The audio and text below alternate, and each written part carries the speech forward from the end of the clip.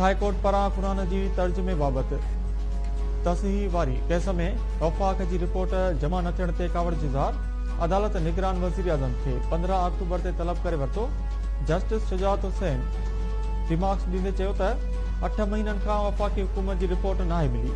लॻे थो सरकारी वकील गैर ज़िम्मेवार आहिनि। ही असांजो न पर सभिनी जो केस आहे। चीफ एग्जीक्यूटिव खे तलब करे वठूं था। निगरान वज़ीर आज़म पाण जवाब ॾे पोज़ीशन वाज़े करे।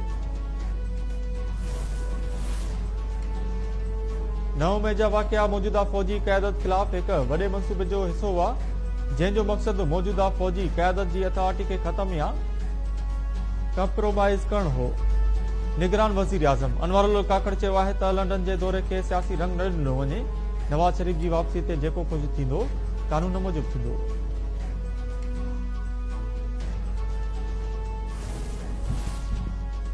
सुप्रीम कोर्ट FBR खे ऑर्डर्स ऐं नोटिफिकेशन वेबसाइट ते अपलोड करण जो हुकुम ॾेई छॾियो।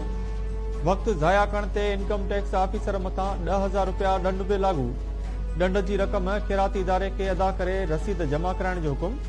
चीफ जस्टिस काज़ी फाज़ीसा चयो आहे त टैक्स वसूल करण जी सभ खां वॾे इदारे FBR खे शफ़ाफ़ हुजणु घुरिजे। FBR शफ़ाफ़ न हूंदी त इदारो अवाम जो एतमाद कीअं हासिल कंदो।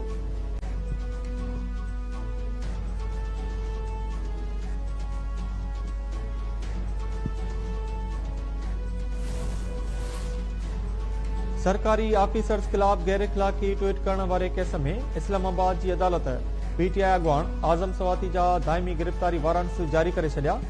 इश्तिहारी करार ॾियण जी कार्रवाई बावजूद आज़म सवाती मुसलसल गैर हाज़िर रहियो। स्पेशल जज सेंट्रल आज़म सवाती खे इश्तिहारी करार ॾियण जी कार्रवाई हलाई।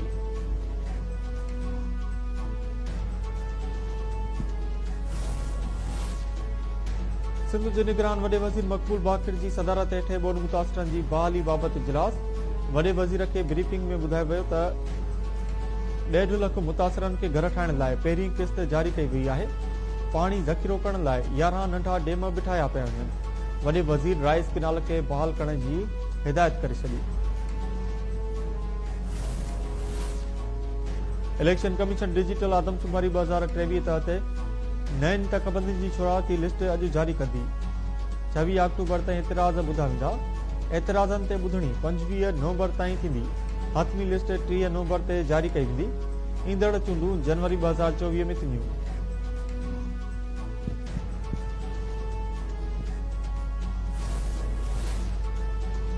कानीपुर जी पीरानी हवेली में बेदर्दी सां क़त्ल कयल मासूम निगरी फातिमा वारे केस में गिरफ़्तार जवाबदार हिना शाह, पीर फयाज़ शाह ऐं मंसूर मेमन अदालत में पेश। अदालत हिना शाह खे जुडिशियल रिमांड ते जेल मोकिले छॾियो। फयाज़ शाह ऐं मंसूर मेमन 8 ॾींहनि जे जिस्मानी रिमांड ते पुलिस हवाले। ॿिन्ही जवाबदारनि जो सहाफ़िन ऐं पुलिस ऑफिसरनि खे कठु घुराए धमकी ॾियण वारे केस में 4 ॾींहनि जो रिमांड मंज़ूर करे वरितो।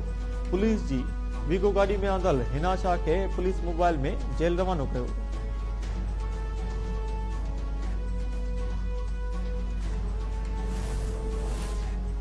कराची में पीरगोठ वासी पीर लालन शाह जी भेण नईमा शाह जे फ्लैट तां गुम थियल नारी अक्सा चांडियो जो पतो न पियो।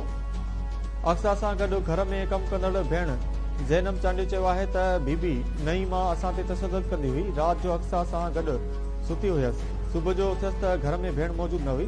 पुछा गाछा करण ते नईमा शाह सख़्तु तशदुद जो निशानो बणायो। अक्सा जे पीउ चयो त शक आहे त बीबी नईमा धीउ खे विकिरो कयो आहे। जांच करे इंसाफ़ कयो वञे। पीर लालन शाह भेण नईमा खां लातालकी ज़ाहिर कंदे चयो आहे त 7 सालनि खां भेण सां राब्तो नाहे। गुम थियल नारी जे वारसनि सां सहकार लाइ तयारु आहियां।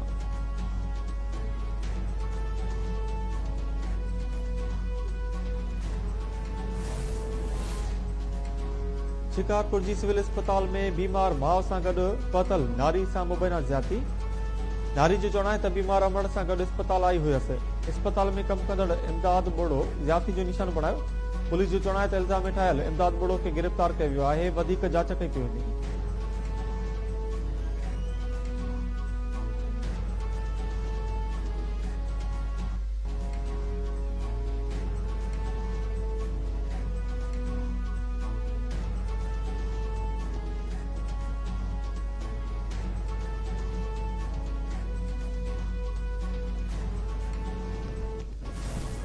कभी हमारे बैरियर बंद कर देते हैं, कभी क्या करते हैं, बोलते हैं कि मेंटेनेंस दोगे। हम मेंटेनेंस दे दे के भी थक गए, और फिर भी हमारे साथ ये मसला कर रहे हैं, हमारी फैमिलियों को भी रोक रहे हैं, और अभी उसी के थ्रू जो है ना ये बदमाशियाँ चल रही हैं। गुज़िरियल तक़रीबन 3 महीननि खां बग़ैर लाइट जे वधि में वधि परेशान आहियूं। असांजी परेशानी जो जेको सबबु आहे उहो इकबाल चन्ना जेको हिते जो पुराणो जेको एक्स एडमिनिस्ट्रेटर हो, जंहिंखे कोर्ट जे थ्रू 2 दफ़ा लेटर इशू थियो आहे, कोर्ट जो ऑर्डर आहे, कोर्ट सबरी हुनखे ऑर्डर कयो आहे, लिमिटेड करे छॾींदासीं, लेकिन उन जे बावजूद बि उहो असांखे हिरास करे ओवरऑल पैसा वठे थो।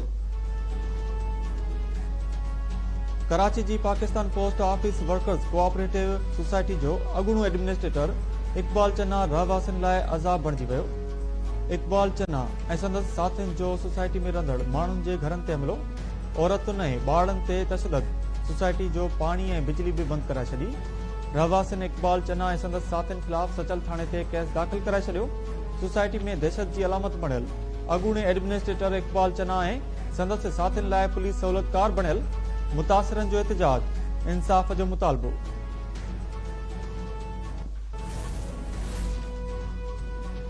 सखर